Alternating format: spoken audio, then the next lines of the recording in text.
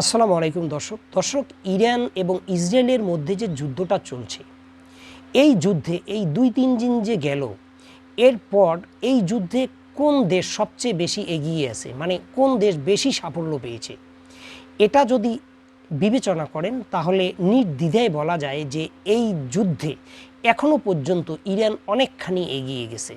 মানে এই মুহূর্তে যদি যুদ্ধ থেমে যায় তাহলে এটা নির্দ্বিধায় বলা যাবে যে এই যুদ্ধে ইরান বিজয়ী হয়েছে। তো দর্শক, প্রাথমিক ধাক্কা কাটিয়ে ইরান এতটা সাফল্য যে পেল, এই সাফল্যের আসলে রহস্যটা কী, কোন পরিস্থিতিতে এবং কোন কৌশলে তারা যুদ্ধ করে এই সাফল্যটা পাচ্ছে, যেখানে ইসরায়েল এবং ইসরায়েলের সঙ্গে তার যে দোসর পশ্চিমা বিশ্ব তারা পরাজিত হচ্ছে এবং তাদের কোনো কৌশলেই ইরানের কৌশলের কাছে মাথা তুলে দাঁড়াতে পারছে না। তো দর্শক, এই আলোচনায় আসব। তার আগে আলোচনা করতে চাই ইসরায়েল যে ইরানে আক্রমণ করলো। দর্শক, এখানে ইসরায়েল ইরানে আক্রমণ করছে এই কথাটা কিন্তু ঠিক না। ঠিক হচ্ছে ইসরায়েল এবং পশ্চিমা বিশ্ব ইরানে যে আক্রমণটা করলো, এই আক্রমণটা তারা কি ভেবে করেছিল। আপনারা জানেন দর্শক যে ইরানের সঙ্গে মার্কিন যুক্তরাষ্ট্রের পরমাণু চুক্তি নিয়ে একটি আলোচনা কিন্তু চলমান এবং ডোনাল্ড ট্রাম্প 60 দিনের একটা সময়সীমা ইরানকে দিয়েছিল এবং এই বিষয়ে ডোনাল্ড ট্রাম্প ইরানের যিনি ধর্মীয় নেতা খামেনি সাহেবকে একটা চিঠিও দিয়েছিলেন এবং 60 দিনের একটা সময়সীমা দিয়েছিলেন। তো যাই হোক, এই আলোচনায় ইরান তার অবস্থানে অনড় এবং মার্কিন যুক্তরাষ্ট্রেও তাদের যে অবস্থান সেখানে অনড়। প্রথম দিকে মনে হচ্ছিল যে দুটো দেশ হয়তো একটা চুক্তিতে আসবে, কিন্তু সময় যত গড়িয়েছে ততটাই মনে হয়েছে যে না, এই চুক্তিটা আর হবে না। আর এই চুক্তিটা যখন হবে না, তখন ইরানকে একটা সবক দেখাতে হবে। ইসরায়েল এক পায়ে দাঁড়িয়ে, ইসরায়েল তো আগের থেকে চাইছিল যে মার্কিন যুক্তরাষ্ট্রকে সঙ্গে নিয়ে ইরানকে এমনভাবে গুড়িয়ে দেবে ইরান যাতে কোনো দিন আর পরমাণু শক্তিধর রাষ্ট্র হতে পারে না। মানে এখানে দাদাগিরি করবে ইসরায়েল এবং তার যে দোসর পশ্চিমা বিশ্ব তারা। একমাত্র ইরান যে দেশটি এদের অন্যায় অবিচার সঙ্গে কখনোই সহমত পোষণ করেনি এবং সব সময় মার্কিন যুক্তরাষ্ট্রের সঙ্গে এবং ইসরায়েলের সঙ্গে চোখে চোখ রেখে কথা বলছে। তো দর্শক, ইসরায়েল এবং পশ্চিমা বিশ্বের যেটা কল্পনা ছিল, ভাবনা ছিল, সেটা হচ্ছে এরা জানে এবং এদের অতিরিক্ত আত্মবিশ্বাস ছিল যে এদের হাতে পঞ্চম প্রজন্মের যুদ্ধবিমান আছে, F-35 আছে, F-16 আছে, অনেকগুলো বম্বার আছে এবং ইরানের মাটির ভিতরে ভূগর্ভস্থ যে সকল টানেল আছে, যেখানে হাজার হাজার লক্ষ লক্ষ মিসাইল সংরক্ষণ করেছে এবং পরমাণু যে কেন্দ্রগুলো আছে মাটির নিচে, সেগুলোকে মার্কিন যুক্তরাষ্ট্রের যে বোম আছে সেগুলো দিয়ে সেখানে ফেলে একেবারে ধ্বংস করে দেওয়া হবে। এই ধরনের সাহস, আত্মবিশ্বাস তো ইসরায়েলের ছিলই।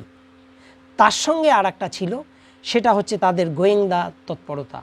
এটা অস্বীকার করার উপায় নেই যে মোসাদের গোয়েন্দা তৎপরতার যে ধরন, সেটা পৃথিবীর অন্যান্য যে গোয়েন্দা সংস্থাগুলো আছে তার চেয়ে অনেক উন্নত। এটা বলতে কোনো অসুবিধা নেই। তো সেই গোয়েন্দাদেরকে কাজে লাগিয়ে ইরানের কয়েকজন পরমাণু বিজ্ঞানী, কয়েকজন উচ্চ পদস্থ যে সামরিক কর্মকর্তা, তাদেরকে প্রথম দিনেই যদি আক্রমণ করে শেষ করে দেওয়া যায়, তাহলে ইরান একেবারে মার্কিন যুক্তরাষ্ট্র এবং ইসরায়েলের হাতে পায়ে ধরে যে পরমাণু চুক্তিতে যে সইয়ের বিষয়টা, সেখানে গিয়ে সই করে আসবে, এই ধারণা তাদের ছিল। কিন্তু ব্যাপারটা একেবারে উল্টোটা হয়ে গেল।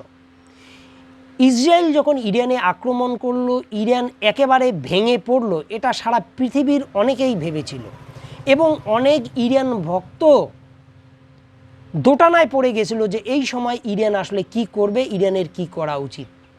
কিন্তু দর্শক, ইরানের যে শোক, সেই শোকটাকে ইরান শক্তিতে পরিণত করে 10-12 ঘন্টার মধ্যেই প্রবল বিক্রমে ইসরায়েলের উপর আক্রমণ করলো এবং এই আক্রমণ এখনও চলমান এবং ইসরায়েলকে প্রায় অনেকটা মিশিয়ে দেওয়ার মতো পরিস্থিতি তৈরি করেছে এবং আগামীতে যদি এই যুদ্ধ দীর্ঘায়িত হয়, এই যুদ্ধ যদি ইরানের সঙ্গে চলতেই থাকে, তাহলে নিশ্চিতভাবে বলা যায় যে ইসরায়েল ব্যাপকভাবে একেবারে পরাজয়ের সম্মুখীন হবে। তো দর্শক, যে আলোচনাটায় আমি এসেছিলাম যে এখানে ইরানের কৌশলটা ঠিক কী ছিল, তো দর্শক, প্রথম যে কৌশলটা এবং সবচেয়ে বড় যে কৌশলটা ইরানের আছে সেটা হচ্ছে ইরানের আত্মবিশ্বাস। ইরানের সর্বস্ত স্তরের যারা নেতৃত্ব তাদের যেমন আত্মবিশ্বাস, এবং ইরানের যারা তৃণমূল স্তরের জনগণ তাদেরও একই রকম আত্মবিশ্বাস। তারা কিন্তু বাংকারে গিয়ে লুকায় না, তারা হয়তো শহীদ হয় কিন্তু যুদ্ধের ময়দান তারা পরিত্যাগ করে না। এটা তাদের প্রথম শক্তি এবং প্রথম কৌশল। দ্বিতীয়টা, আপনারা জানেন যে ইসরায়েলের বিমান বাহিনী অত্যন্ত শক্তিশালী, ফলে তারা বিমান দিয়ে ইরানের উপর আক্রমণ করবে। তো ইরান এক্ষেত্রে একটা গুরুত্বপূর্ণ কৌশল অবলম্বন করেছে, সেটা হচ্ছে ইরানের যে সকল ক্ষেপণাস্ত্র যেগুলো প্রায় সবগুলোই মাটির নিচে থাকে সেগুলোকে বাইরে নিয়ে এসছে, মানে সেগুলোকে বাইরে আনছে না, প্লাস্টিকের কিছু মিসাইল যেগুলোকে উপর থেকে দেখলে মিসাইলের মতো মনে হবে যে রকেট লঞ্চার, তো সেগুলোকে মিসাইল ভেবে ইসরায়েলের যে বিমান বাহিনী সেখানে আক্রমণ করছে। এর ফলে যেটা হচ্ছে, ইসরায়েলের দুই ধরনের ক্ষতি হচ্ছে। এক, ইসরায়েলের যে বিমানগুলো সেগুলো ইরানের যে আকাশ প্রতিরক্ষা ব্যবস্থা তার আন্ডারে চলে আসছে, এবং ইতিমধ্যেই আপনারা জেনে গেছেন যে ইসরায়েলের F-35 যুদ্ধবিমান, F-16 যুদ্ধবিমান ভূপাতিত করেছে ইরান। তো এই যেগুলো প্লাস্টিকের মিসাইল সেখানে ইসরায়েল এসে আক্রমণ করছে, সেগুলো ধ্বংস হচ্ছে। মানে কি, প্রকৃত যে মিসাইল সেটা তো ধ্বংস হচ্ছে না। তো এই কৌশলটা করে কিন্তু ইরান যথেষ্ট সাফল্য পাচ্ছে। আর একটা এবং তৃতীয় যে কৌশলটা ইরান নিয়েছে সেটা হচ্ছে, ইরান যখন ইসরায়েলের উপর আক্রমণ করছে, আপনারা জানেন ইরানের বিভিন্ন রেঞ্জের hypersonic missile, cruise missile, ballistic missile কিন্তু আছে। তো কিছু কিছু মিসাইল আছে যেগুলো 30 বছর, 40 বছর, 20 বছর আগেকার পুরনো দিনের, এগুলো সঠিক যে স্থানে পিন পয়েন্টে আক্রমণ করতে কিন্তু পারে না। কিন্তু যখন ইসরায়েলে আক্রমণ করছে ইরান, তখন কিন্তু শত শত এই ধরনের মেয়াদোত্তীর্ণ যে মিসাইলগুলো আছে সেগুলোকে পাঠিয়ে দিয়ে যেটা করছে সেটা হচ্ছে যে ইসরায়েলের যে আকাশ সেটাকে আলোকিত করছে, এবং ইসরায়েলের যে আকাশ প্রতিরক্ষা ব্যবস্থা, আয়রন ডোম, তারপরে মার্কিন যুক্তরাষ্ট্রের থার্ড আকাশ প্রতিরক্ষা ব্যবস্থা, এই মেয়াদোত্তীর্ণ মিসাইলগুলোকেই প্রতিহত করতে ব্যস্ত হয়ে পড়ে। আর এই সুযোগে ইরান তার প্রকৃত এবং শক্তিশালী যেগুলো পিন পয়েন্টে গিয়ে আঘাত হানতে পারে এই ধরনের ballistic missile, hypersonic missile, cruise মিসাইলগুলো তখন নিক্ষেপ করে নির্দিষ্ট জায়গায় গিয়ে ইসরায়েলের যে জায়গাগুলোতে ইরান আঘাত করতে চায় সেই জায়গায় কিন্তু আঘাত করছে, এবং এইটার ফলেই কিন্তু ইরানের যে সাফল্য সেটা আসছে, এবং ইসরায়েল এভাবেই কিন্তু ব্যাপক হামলার শিকার হচ্ছে এবং ক্ষয়ক্ষতির শিকার হচ্ছে।